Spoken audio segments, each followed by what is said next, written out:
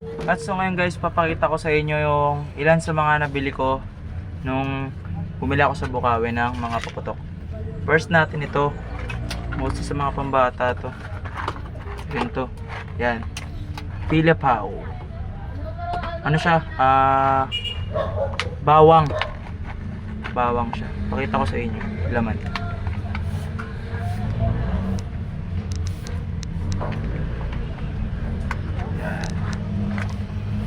Ay, ayan. Mga Kisses. mga ano siya, Kilapaw. Kisses. Sa mga pambata lang to. Saktuhan lang yung putok niya. Tapos 100 shots na baby rocket. Alam nyo na to guys. Yung mga kapayro ko dyan, yung mga mahilig sa puputok, alam nyo na to. Most ito talaga binibenta. Tapos 1 minute loses ang bigat niya. Alam nyo na to, 1 minute loses.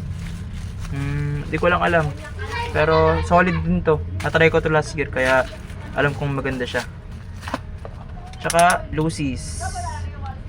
Ito guys, sa lahat ng loses na nabili ko, ito talaga yung pinaka nagustuhan ko kasi kung ito yung itong balot na yan, hanggang dito yan, ubos yan. Talagang ubos. Itong stick lang ang matitira. Kaya solid talaga to. Solid din siya. At ito guys, pinaka natipuan ko guys nung nilabas nilabas lang to last year para nung nabili ko lang kasi to last year. Solid talaga to guys. Ang tawag dito, Lucky Dragon.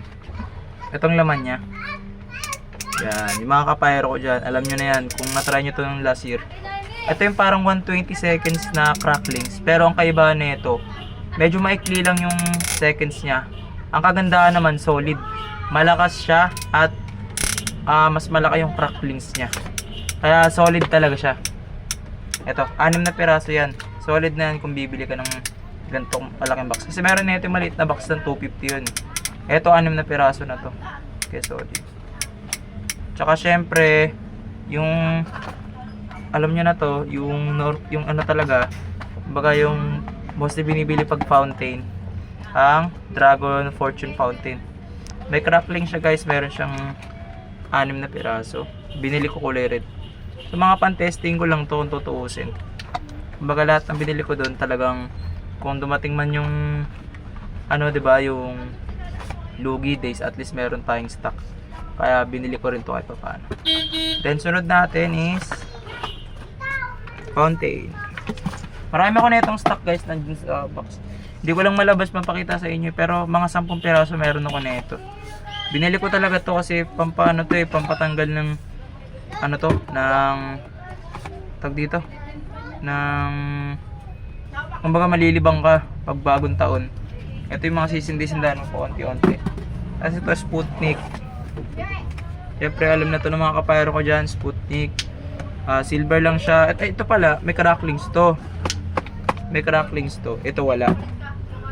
Wala tong cracklings, pero maganda rin to. Sa mga nagbabudget dyan, solid to. Sunod natin is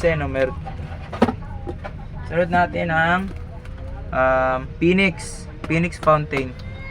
Alam nyo rin to, Phoenix Fountain. Marami din ako netong stock, mga 10 piraso din.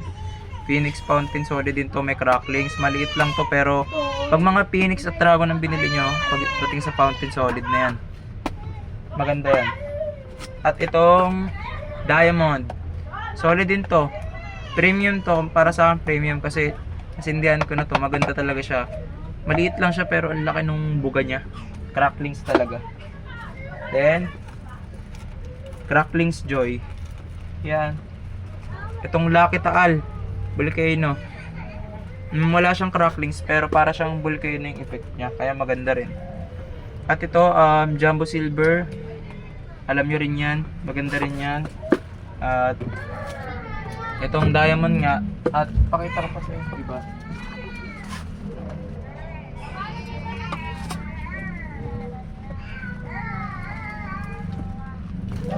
Ayan.